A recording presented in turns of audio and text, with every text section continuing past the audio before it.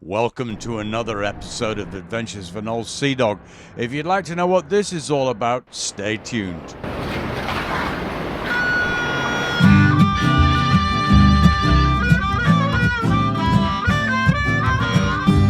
There's a big mess out here.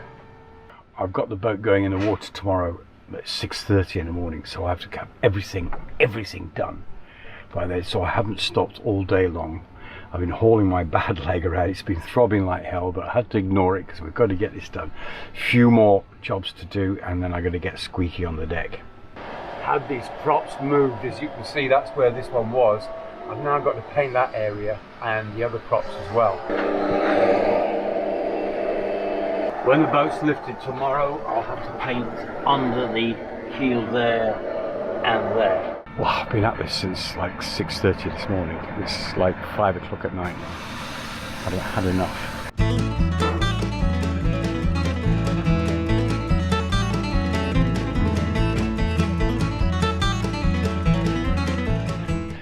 And Squeaky's now on board. Boy, it's been a long one. Yeah, last job. You know what comes next. It's early morning and I'm up and about. That crane thing over there is going to come over and pick me up. It's all about preparation, and some of the preparation I got this morning is taking down the cockpit cover, because that gets in the way when you're moving the boat, especially at close quarters. To avoid panic on what is going to be a busy day, did a lot of preparation, had the ropes ready to go. To be honest, I'll be glad to get out of this yard. It's probably the dirtiest yard I've ever been in. Look at the state of the cockpit. And there was just no way to keep it clean. Every time you come up the ladder on the boat, even if you took your shoes off, you still get dirt on the boat. A lot of dirt. It's everywhere, look. Yes, this boat's going to need a deep clean. This is the trouble when you're in a yard. As soon as you do a voiceover with something, somebody starts banging something. Or an engine starts. Yes, this boat's going to need a deep clean as soon as I'm out of this yard. Normally it's not the cleanest boat in the world, because I am a guy after all, come on. But there are standards. Coffee first.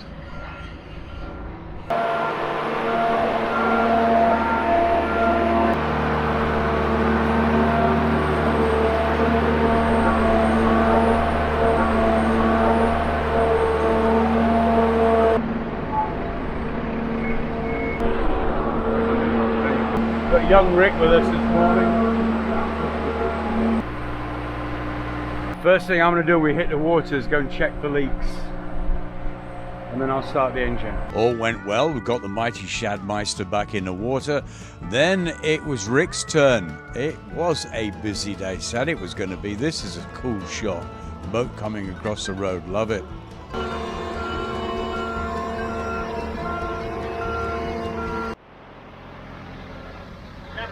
Yeah, mate, 2 in a day. Oh, look, it's a special elevator.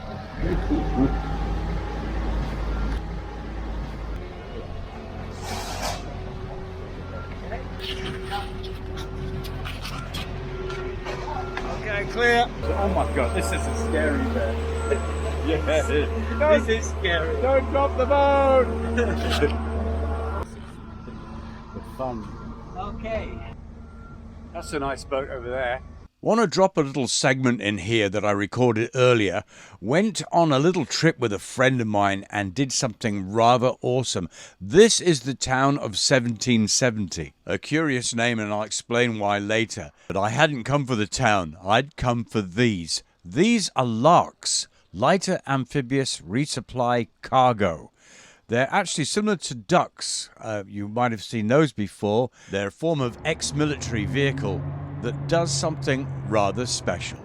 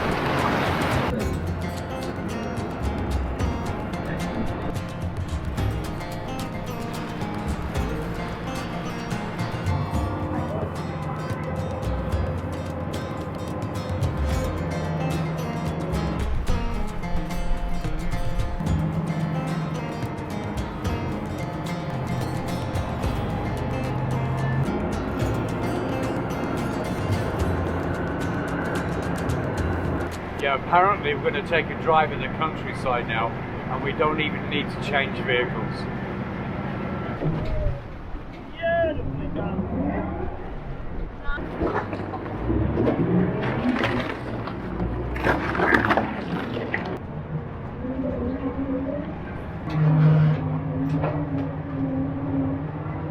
At this point, we took a little break for some Bushman's tea, put the billy on.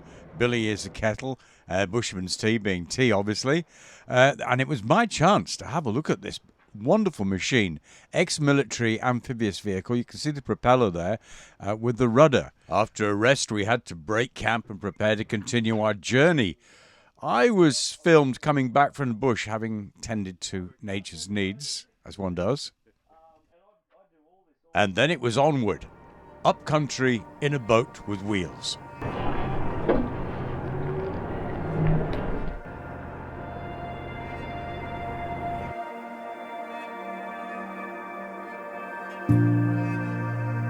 It appears that all lighthouses of that time in Australia were originally built in England in parts. You can see here the bolts, and assembled on site. I think that guy was here at the time. The parts are brought up the hill after being shipped across by ship from the UK and assembled here on the spot. And you can see how ornate the thing is, and it's still standing to this day. It was fascinating to learn about the generations of families that ran this lighthouse. They lived and died here on this piece of land.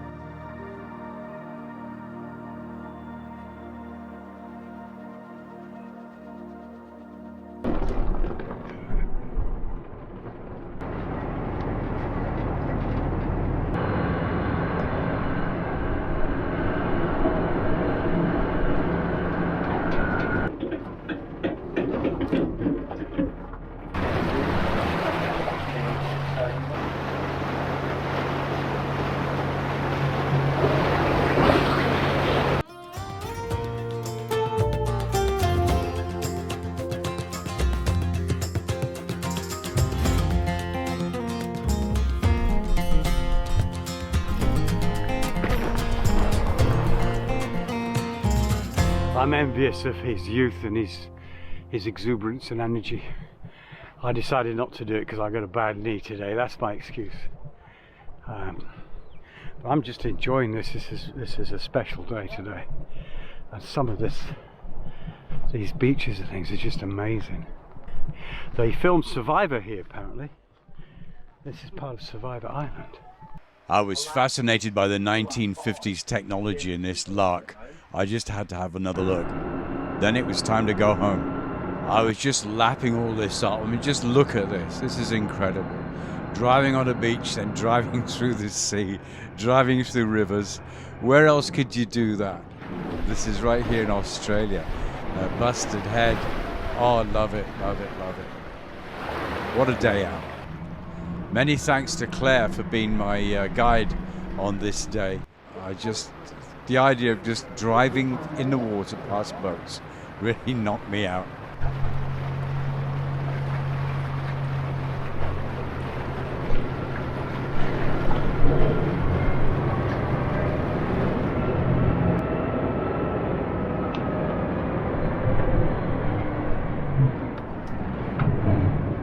Before we left the area, I had to check out some local history. Yes, it's Captain Cook.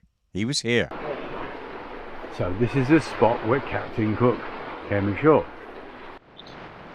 There's a monument up there to Captain Cook.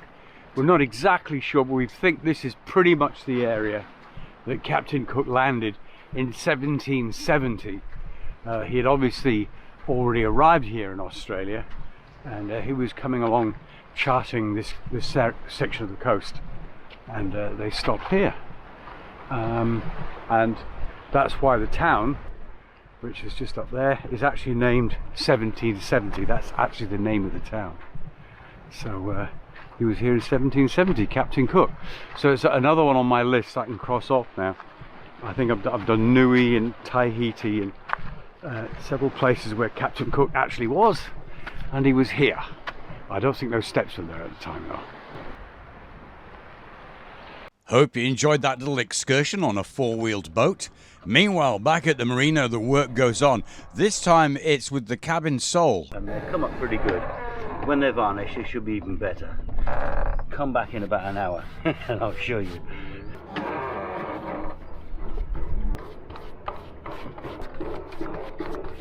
I just got to rough it up a little bit. This is a satin one. The varnish that I had before was gloss. Yeah, there you go. Okay. Got most of the new floor in, and I've been cleaning today. I'm feeling good because the place is finally clean. That was probably one of the dirtiest, if not the dirtiest boatyard I have ever been in. There was dust everywhere. But today's also a special day. The next big thing that I'm going to be doing is music. A few people know about it, some don't, but that's what I'm going to be doing, as well as the sailing channel, but they're going to go hand in hand. I thought it was a chance to put out my new music, so been working on a song, and I had some help from a producer in the States. They've recorded all the music that I've written. I put my vocals to it here on the boat, sent it back and forth, bass, mandolin, drums. It's all there, and I've just got the final mix now, and I'm going to have a listen to it. So this is my reaction to my song. Yes, I'm scared, I'm frightened, I'm scared of this. I have to press a button now, I'm going to hear this.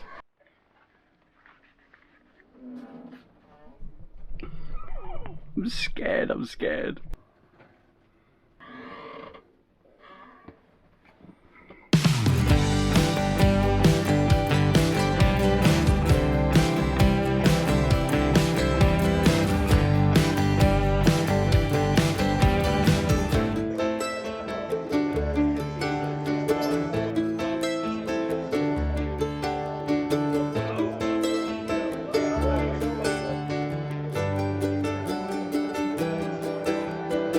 That's just a sample of the new song Halfway. If you want to hear the whole thing or even buy a copy, check out Barry Seadog Perrins, my new YouTube channel.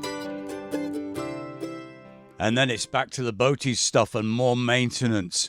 The yard is a bit windy today. The sun is out, it's not raining, so I'm having a go at the mast.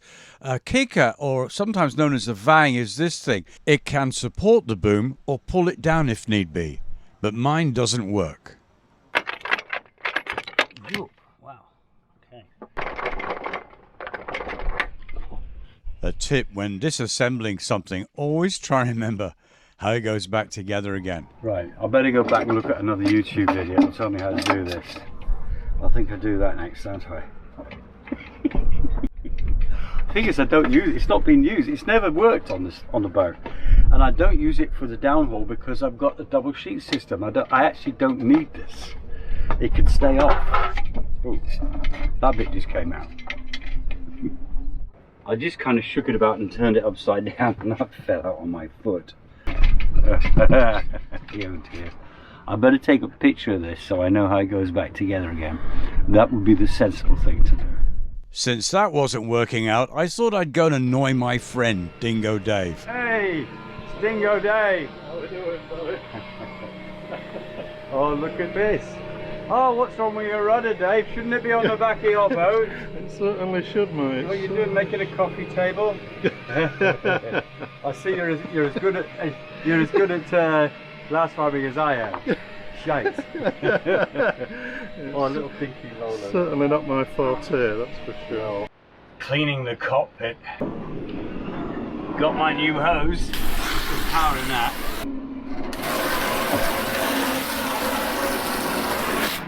You can see just how dirty it is in here.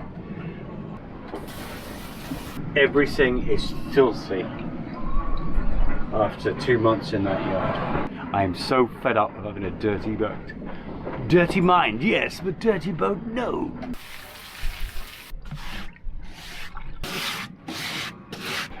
You've got everything with you there, have you? You've got the rope with you? Oh, it's there. Alright, I have to concentrate on this now. You may remember from the last episode that I lost my main halyard up the mast and then it dropped out onto the deck. Needed to rethread it. I couldn't get up there, but Dave had this cool looking ladder thing and he volunteered to go up. And it's windy and the boat's moving all over the place. I owe him a lot of beer. It's going to come through here. I'm going to catch it in there and then pull the rope through. It was a lot of effort, a lot of hard work, and 2 different ascents up the mast. It was quite windy, things were getting tangled, but we got it done. All because I pulled this out. I pulled the wrong end and it fell out of the mast. Hey, hero returns. But I tell you, that was a ball ache of a job. This wind just won't stop. We've had it for weeks. Time to return the favour and help Dave with his boat. You bonked it a few times there. Ding, ding, ding, ding. That must be the previous owner, not me. They should call him Dink Dink Dave, not Dingo Dave. Oh, dink me boat again.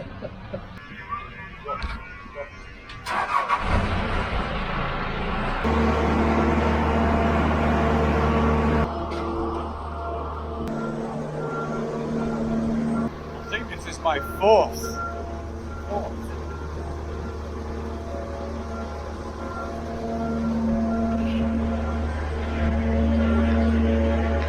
It's always nice to go on other people's boats and see how they do things. All the jobs are the same, like this is a different wind vane, for example. He's got a tiller, I've got a wheel. Same job, but the different way of doing it. You see the way he's locked it off there. Also, his dodger, steel with handy handholds. I would love that so much. I think that's brilliant.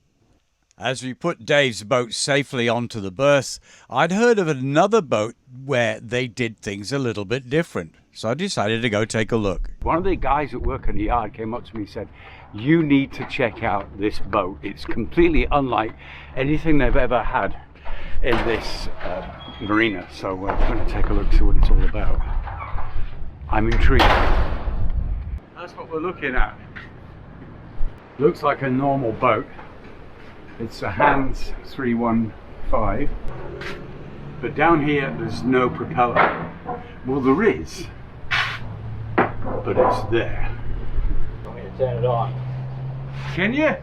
Oh, that'll be brilliant. You don't mind being on film, do you? Oh, this gentleman owns this boat and it's electric. That's why we're here to have a look, see. I'll just get the key. He's going to turn it on for us. That's brilliant. I'll just make sure that lad is well clear, and I'm well clear. Oh, wow. So cool. Is that the future, I wonder? I watched them being launched, saw a lot of backwards going on here. I hope they had forward gear. But yeah, interesting stuff. That's about it for this video. I hope you've enjoyed it. I'll leave the last word to Keisha the dog. Didn't you like the song then? No, I didn't. Oh, adorable. But she's got no taste in music. Thank you for watching again. Thank you so much to my wonderful patrons who help me so much to keep this channel going. For real-time updates, I'm on Instagram, Facebook, and Twitter X. Don't forget to check out Barry Seadog Perrins for my music, and I'll see you next time.